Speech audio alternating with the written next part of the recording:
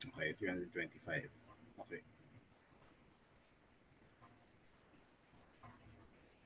So yung number 53 naman. So may plant cell. Yeah.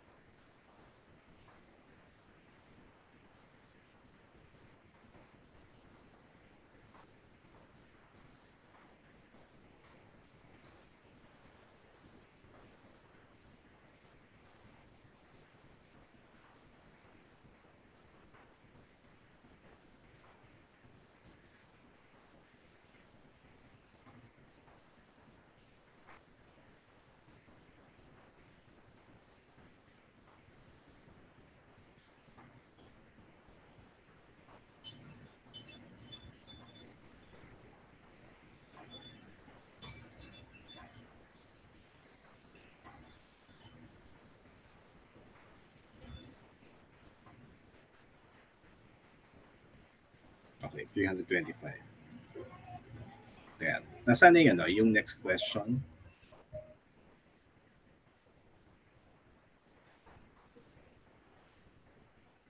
Yung plant cell problem.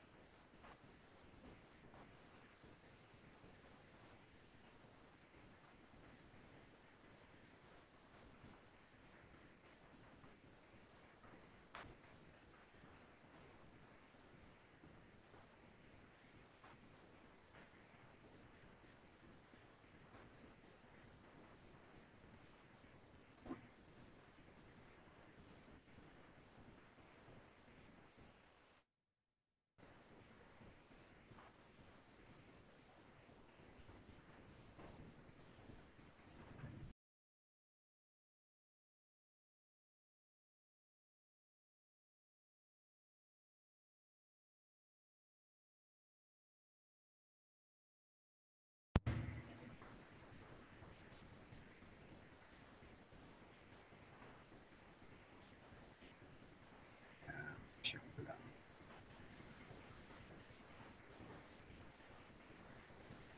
Bakit 29/30? Wait, bakit 29/30? 1 over 1, 3 minus 1/10 yan, di ba?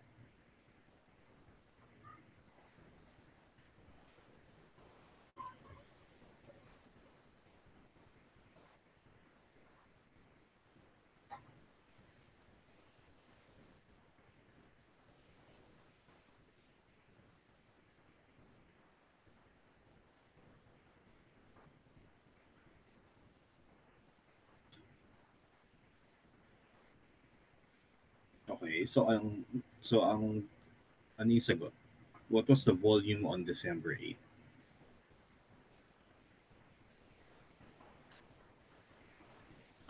in cubic micrometers?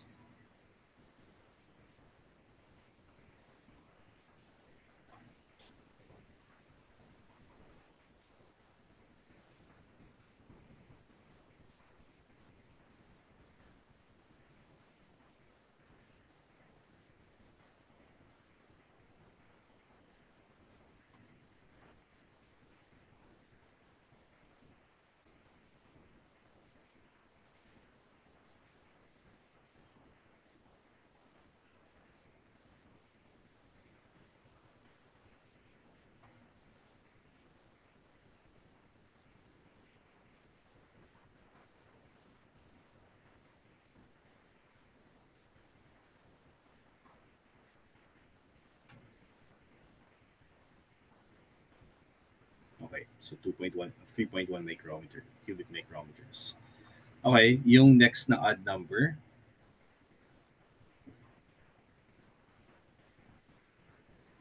so yung number 55. So dito, two different methods for evaluating the same integral, and then compare the two.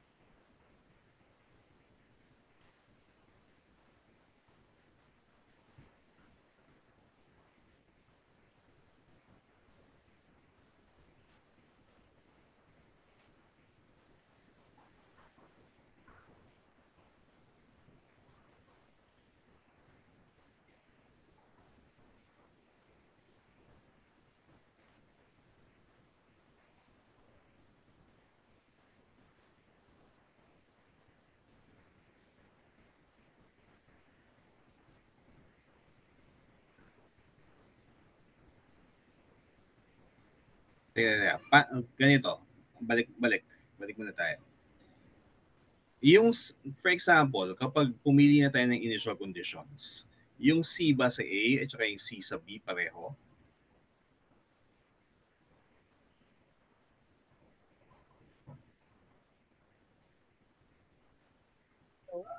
Yan na mo. So, paano gumamit ka ng subscript. Tawagin mo yung constant sa A as C1 at yung constant sa B as C2.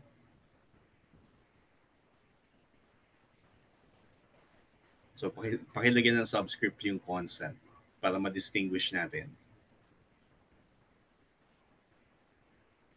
So, yung sa A plus C sub 1, yung sa B plus C sub 2. So, pakisulatan lang para ma-distinguish natin. C1, C2. Ngayon, ang gusto ko lang malaman, paano related yung dalawang constants na yan? Assuming the same initial conditions, may algebraic relationship ba yung C1 at saka C2? Equal po sila. Hindi. Ganito, iset mong equal yung dalawang functions na yan. Yung 2x to the fourth plus 4x cubed plus 3x squared plus x plus c sub 1 equals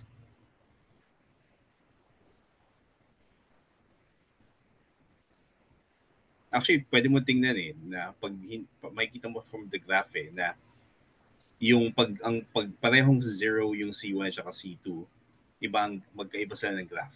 Hindi, try mo. Set C sub 1 equal to 0 and C sub 2 equals 0 and then graph from Desmos. Tapos patingin o pa-share ng graph.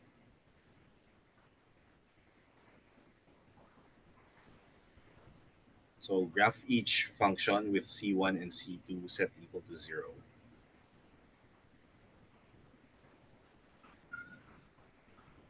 And then pa-share. Ano yun, papa-screenshot ko yan na setting C sub 1 and C sub 2 equal to 0 and graph each. What do you notice?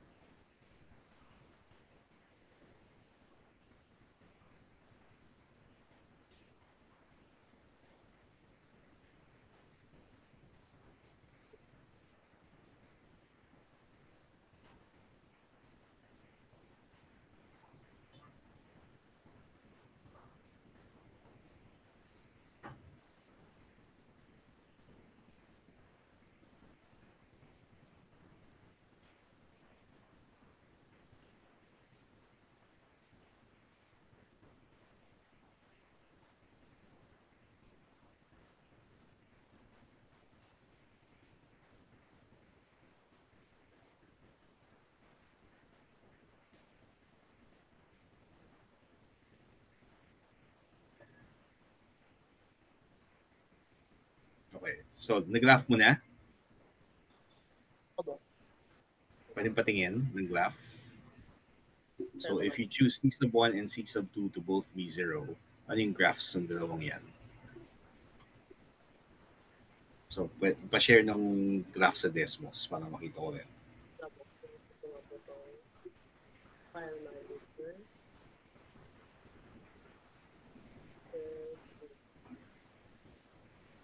Ito na mo ba?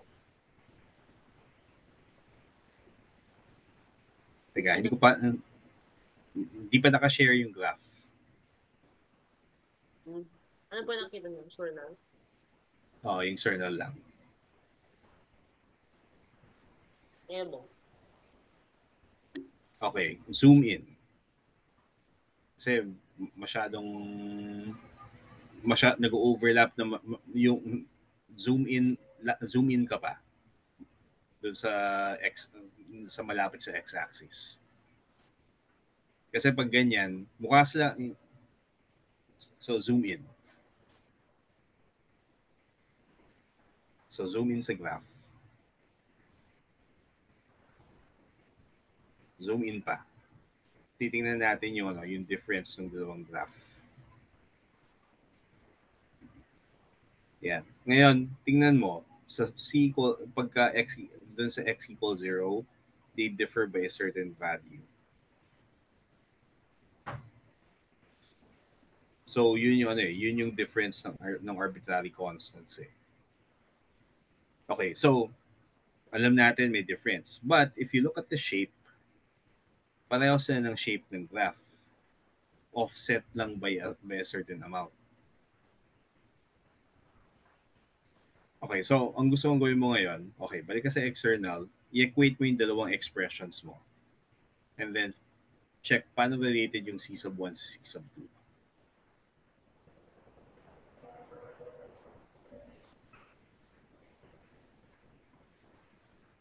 So, let's go back to external. Tapos, equate mo yung dalawang magkaibang expressions yun to each other. They must be equal kapag same initial conditions. Kasi, dapat same graph yun. So, assuming same initial conditions, dapat equal yung dalawa. So, iset mo yung sagot mo sa A equal to your answer to B. And then solve for C sub, and then express C sub 1 in terms of C sub 2.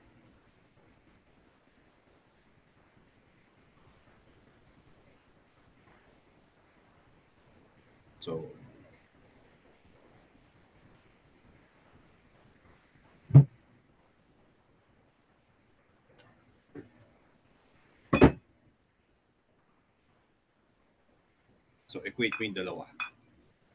So, 2x to the fourth plus 4x cubed plus 3x squared plus x plus C sub 1 equals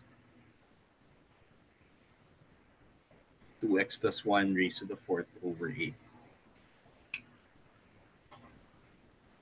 Plus a, hindi, plus a constant.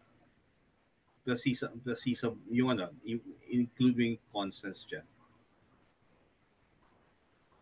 Kasi hinahanap natin yung relationship. How is C1 related to C sub 2? Okay, ngayon, paano mahanap yung... Okay, yung the hard way of doing this is expand mo yung 2x plus 1 to the fourth. Tapos, tingnan mo anong mangyayari. Kaya sige, let's do it the hard way first. Kasi, para hindi mo na gawin yung the hard way sa 59 and sa 57 at saka 59. So, do it the hard way. Expand mo yung 2x plus 1 to the fourth. What happens?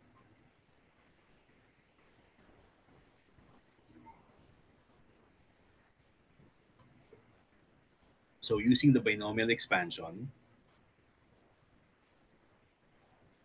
so yung numerator becomes 2x raised to the fourth.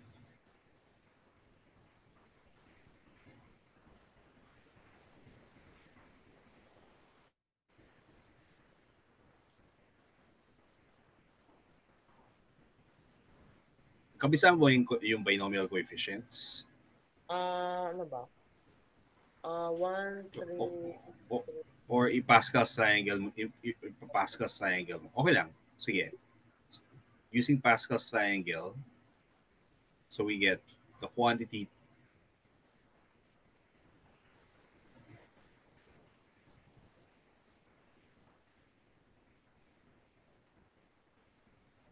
kasi para hindi na tayo nag-evaluate ng para yung binomial coefficients. Mas mali mo ko yung Pascal's triangle kaysa yung for small values kaysa yung i-evaluate mo yung 4 factorial over n factorial times divided by n factorial ano yun? 4 minus n factorial. So, ang 2x plus 1 to the fourth is 2x to the fourth. Teka, parenthesis. Dapat may parenthesis yung 2x. Hindi, yung buong 2x, di ba? Dapat may parenthesis. Plus 4, tapos 2x quantity cube.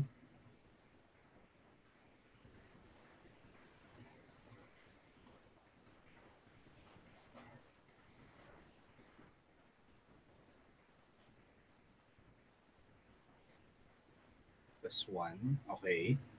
Divided by 8.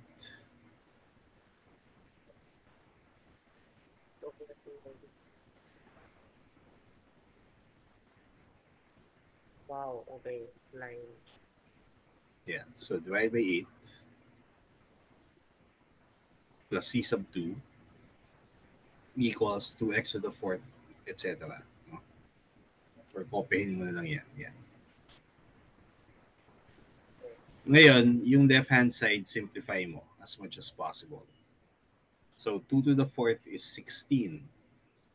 2 cube is 8. 2 square is 4. So, iyan mo muna yung mga numerators. So, yung first numerator is 16x to the fourth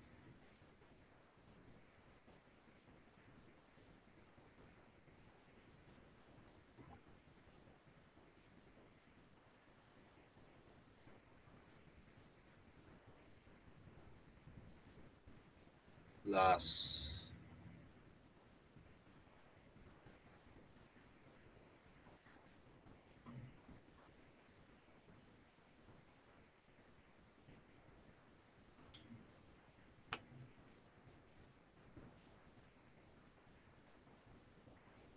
okay, so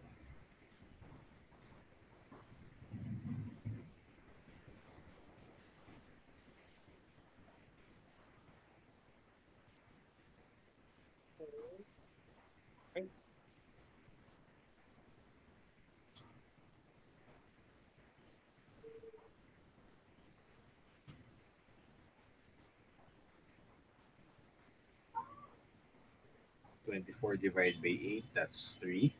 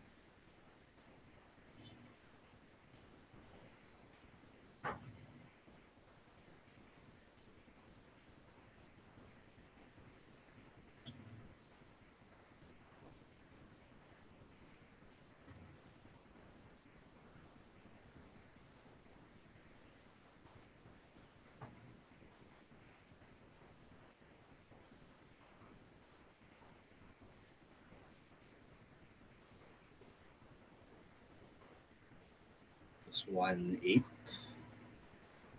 plus c sub 2 equals, and then the same thing, plus c sub 1.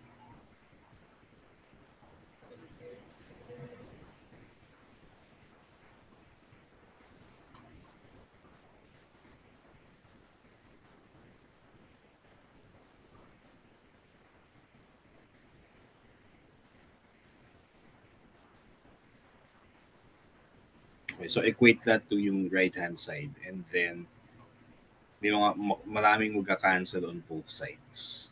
Ano may iwan?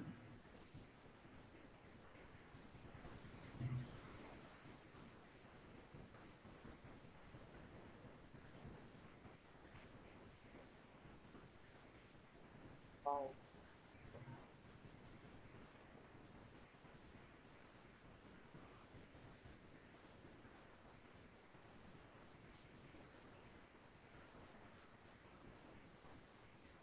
So 1, 8, di ba? Plus c sub 2 equals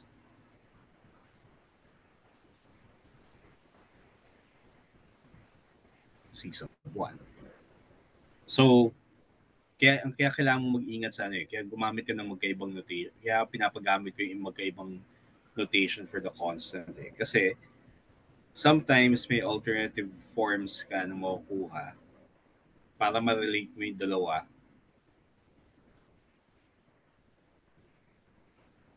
Ano yan eh? Kasi pag nag-solve ka ng differential equation, may arbitrary constants.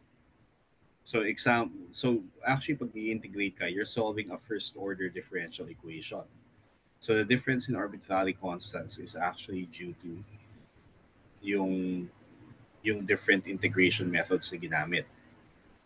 Pero yung the constants are going to be related by another constant. So dyan, C sub 1 is 1/8 plus C sub 2. So yan yung relationship ng dalawang answers niyan. So they're the same. So it gives you the same answers with different choices of where to put in the arbitrary constant.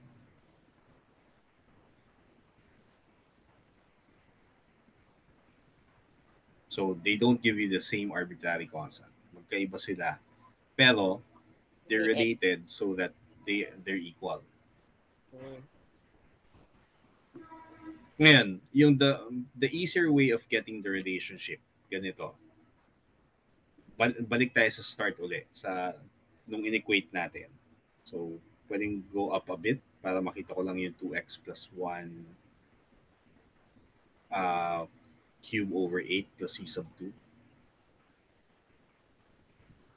Yan. So, di ba yan yung 2x plus 1 to the 4th over 8 to c sub 2 is equal to that. Ngayon, the easy way of getting the relationship is let x be equal to 0. Tingnan mo ano mangyayari.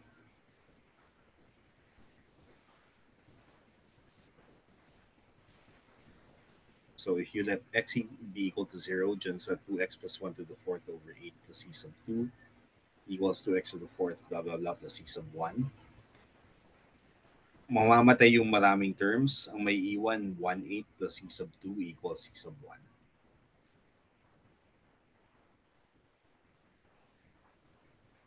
Kita ba? Opo. So, yan, sulat mo lang. The easy way to get the relationship between these two constants is set x equal to 0. Dun sa original na dun sa original na inequate mo. Kaya lalabas din dyan yung 1/8 plus c sub 2 is equal to c sub 1. Okay, so anong number ba to? So this is number 50, 55. Ngayon, yung 57 naman. So two different methods for integrating that the same thing.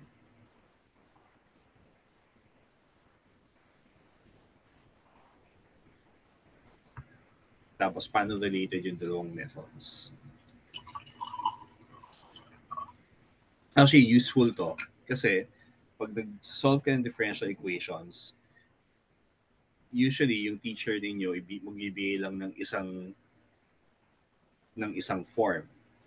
Pero tapos magtataka ka, bakit hindi nagma-match yung sagot niya sa sagot mo? When the main reason is something like this. Yung choice of arbitrary constant gives you a different looking solution. But they're actually the same.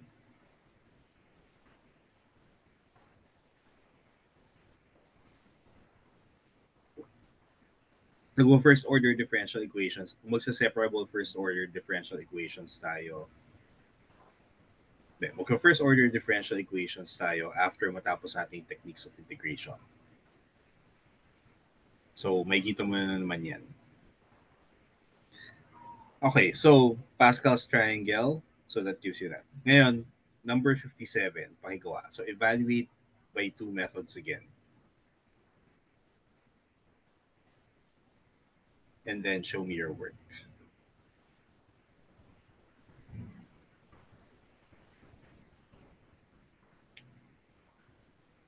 Oh, wait. Hello?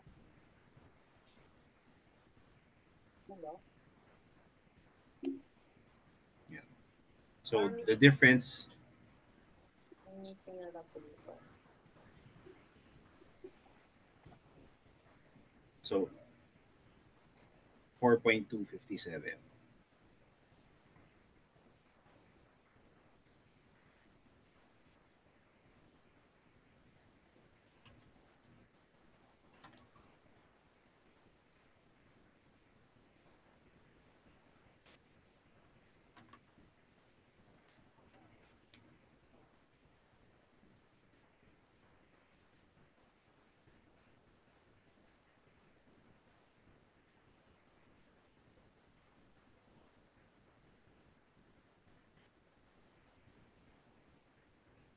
Yun, meron na pala na first order differential equations sa next section.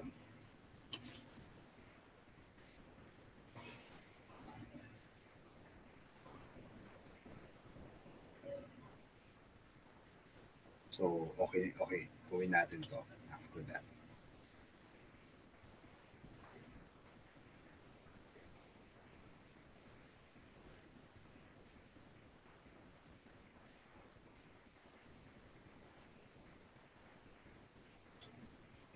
Yeah, so number 57, Meron mo po.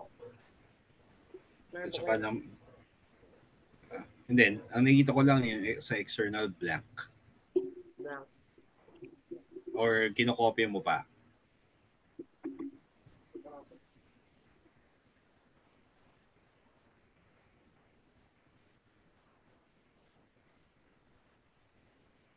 Ayun, meron mo po. Yata. Ako meron. Luma lang.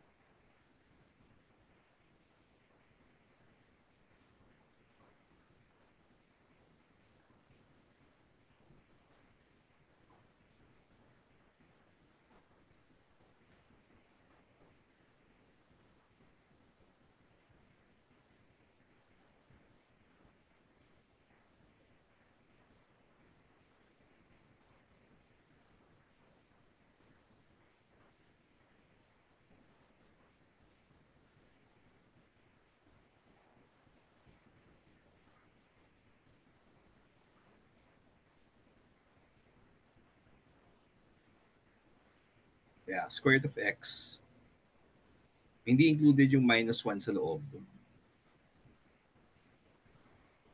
So it's square root of x and then minus 1.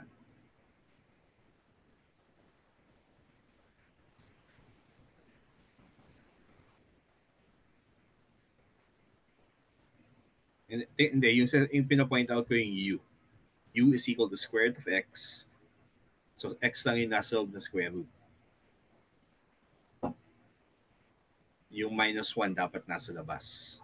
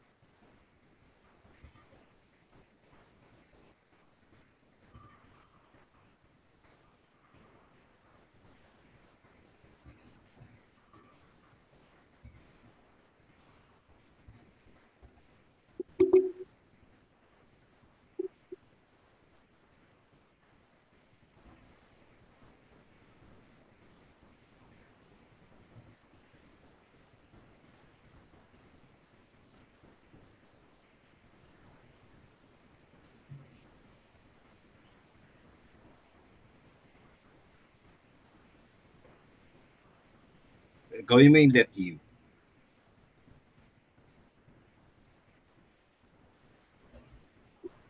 So 1/2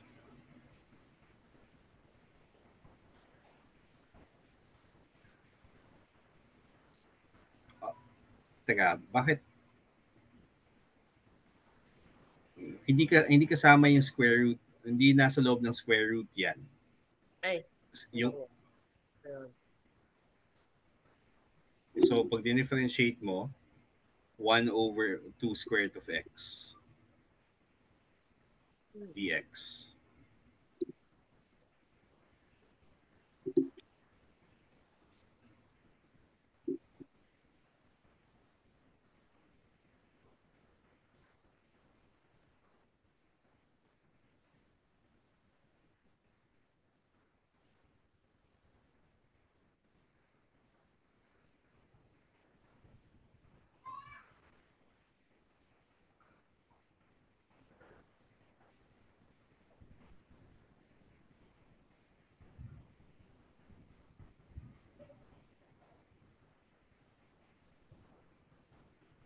Teka, bakit 2/2?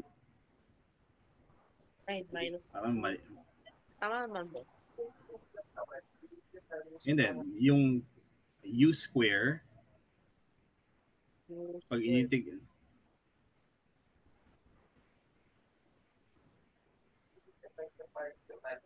yan. Tapos gamitin mo yung ano, magkaiba yung constants sa A at saka B. So use subscripts to distinguish between them. So yung sa A, C sub 1, yung sa B, tawagin mong C sub 2.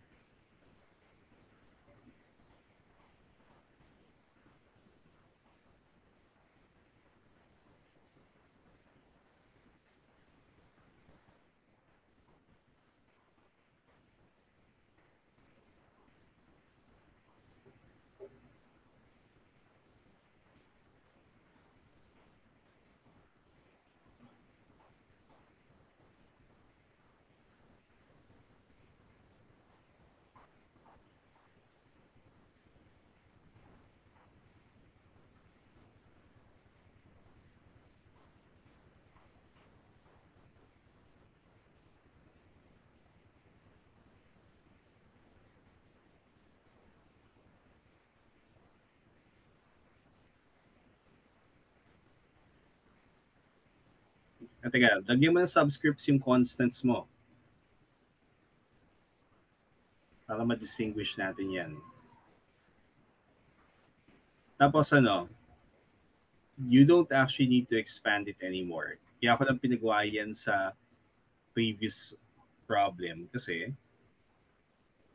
para lang ma-distinguish natin yung dalawa. Ang gusto na namin malaman, paano related yung dalawang constants sa isa't isa?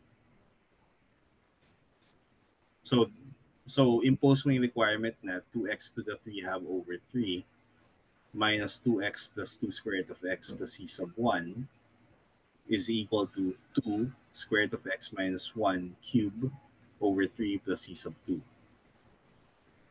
Again, we're expecting that both solutions should be the same function. So dapat mangyayari yan. 2 square root of x minus 1 cube over 3 plus c sub 2. So gusto namin malaman, paano related yung c sub 1 sa c sub 2?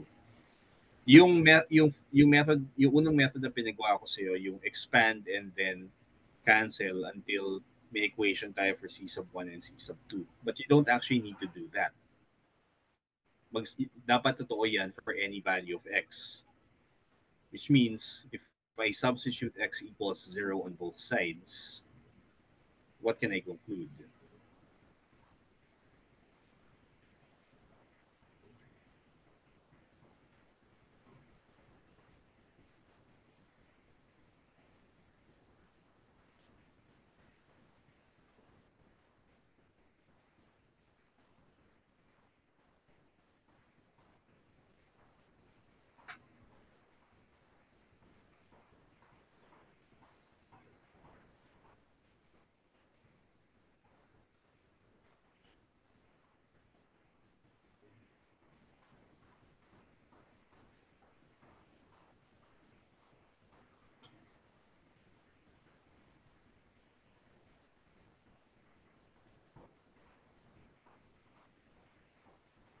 Even better, hindi mo po pwedeng x equals 0. Yun nga. Let x be equal to 0. Anong mangyayari?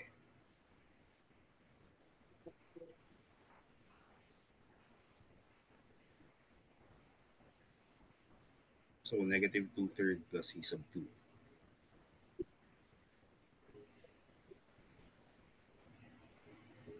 So c sub 1 is equal to negative 2/3 plus c sub 2, or pwedeng c sub 1 plus 2/3 equals c sub 2.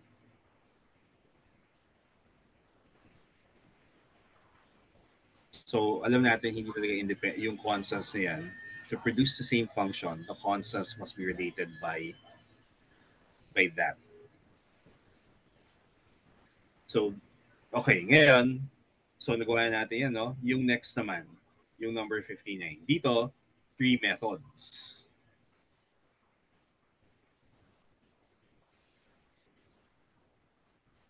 So, involving trig functions.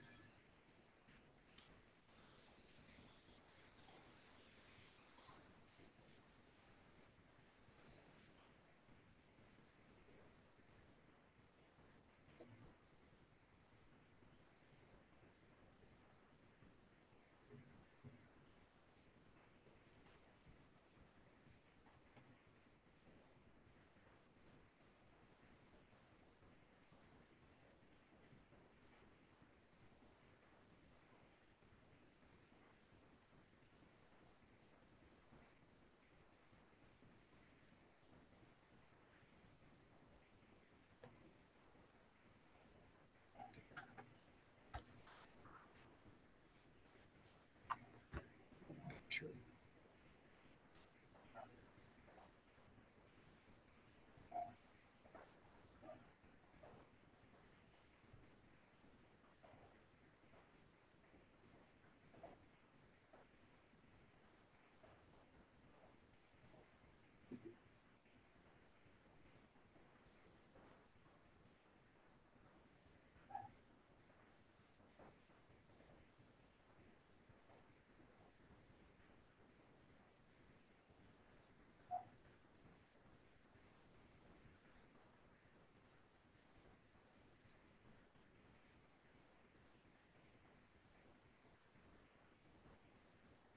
Same.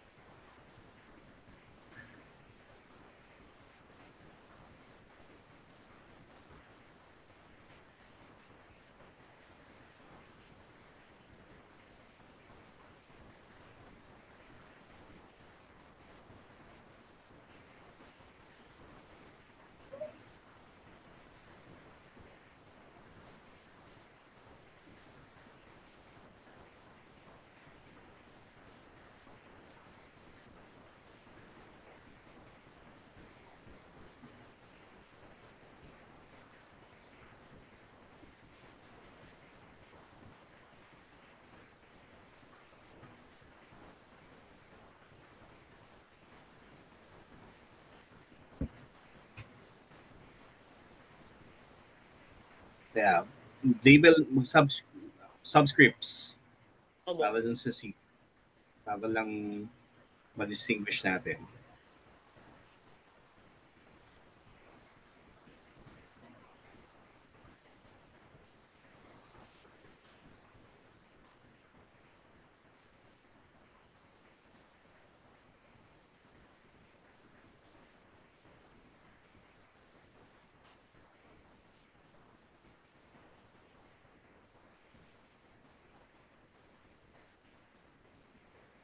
Okay?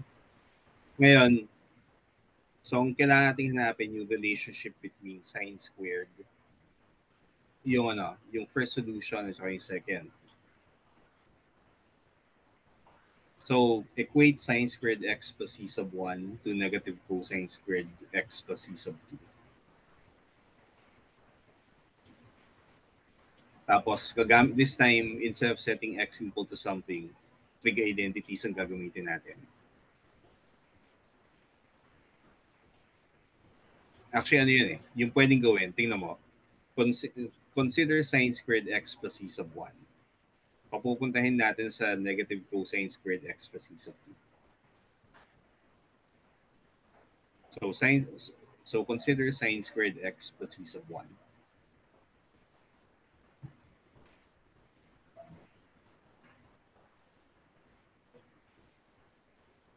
So pasulat yun. Consider sine squared x plus c sub 1. So gagamit tayo. So consider sine squared x plus c sub 1.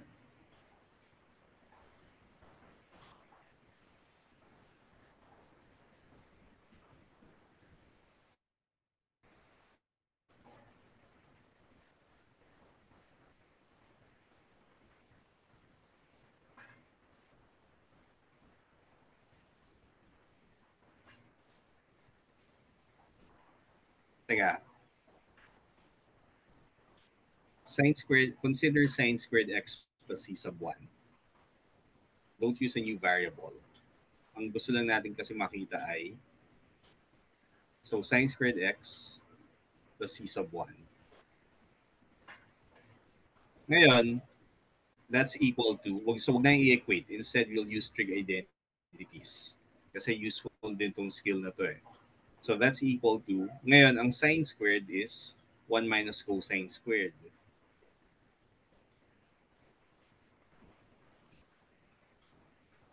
So sine squared x plus c sub 1 is equal to 1 minus sine squared c sub 1 minus sine squared x, 1 minus cosine squared x plus c sub 1. Okay. Sige mo. So, cosine 2x. Oh, wait. 1 minus 2 po, no? 1 minus 2 sine squared x. Mhm. Yeah. Wala namang factor. Sine squared.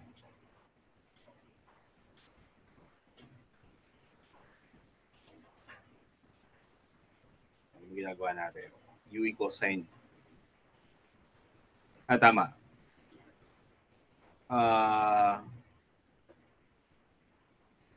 Teka, pati nga, bakit ganun? U equals sine x. So, 2u du, di ba? Opo. So, okay, u squared, okay, sine squared x.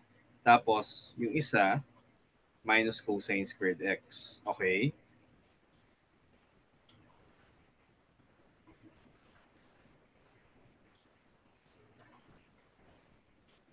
So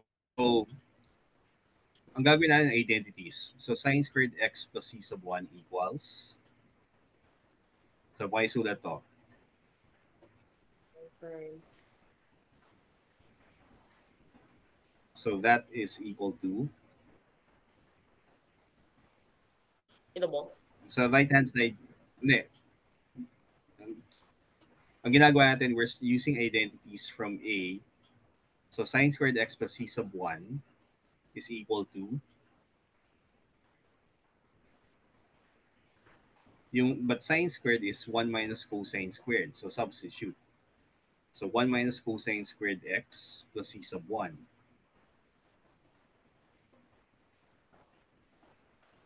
Diba? Kasi cosine squared plus sine squared is 1. So sine squared is 1 minus cosine squared x plus c sub 1. Paisulat. Sine squared x plus c sub 1 equals So 1 minus cosine squared of x plus c sub 1. Ngayon, that's equal to, hindi, wag muna. Hindi pa tayo tapos. That's minus cosine squared x plus c sub 1 plus 1. Tapos i-parenthesis mo. Ayan. Ngayon, compare that with 2. Ano mo kung paano ngayon related yung c sub 2 at saka c sub 1. Therefore, c sub 2 is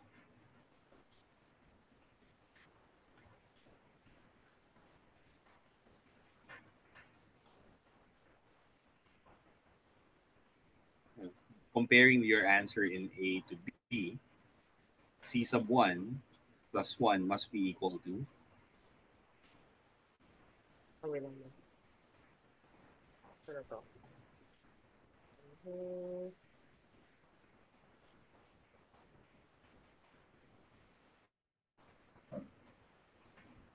is equal to compare natin yan with your answer in B. So that should be c sub 1 plus 1 equals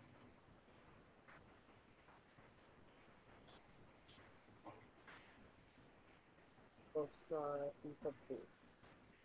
c sub 2.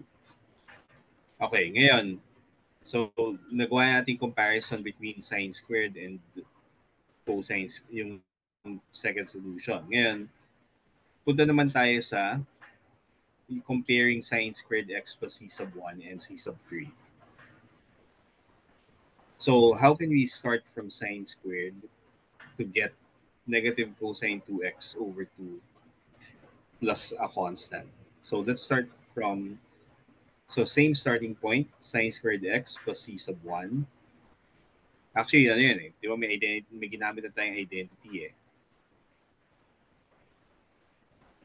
Diba?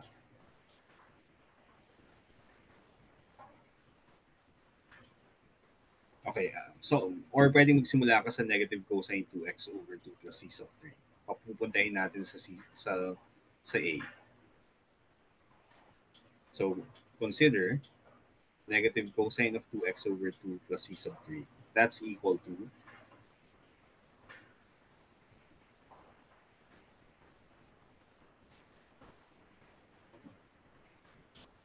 okay, so ngayon, yung addition identities for cosine, we're going to get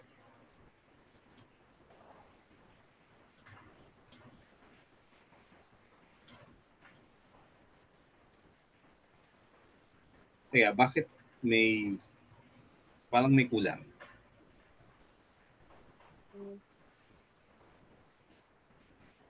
Kulang. Uh-huh.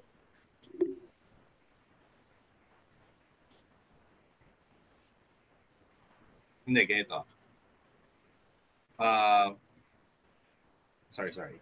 Cosine of 2x is cosine squared x minus sine squared x. So 1, tama, 1 minus, so negative, and then open parenthesis, 1 minus 2, 1 minus 2 sine squared, di ba?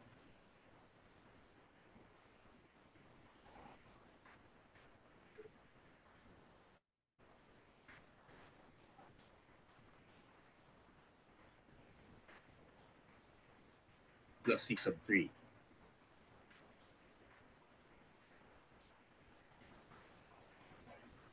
Yeah. Para ma-maintain equality, nag-identity tayo. So dapat may plus c sub 3 na may iwan. And then we're going to regroup terms to identify something must be equal to c sub 1. So plus c sub 3 pa rin. Okay, and then yung negative 2 sine squared x, negative giging. So pag distribute natin, pag binlake natin yung fraction, we're going to get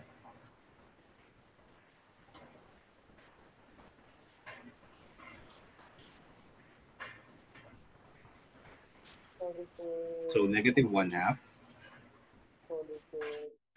Bakit po yung negative 1/2 na una? Imbes na kasama po yung And then, plus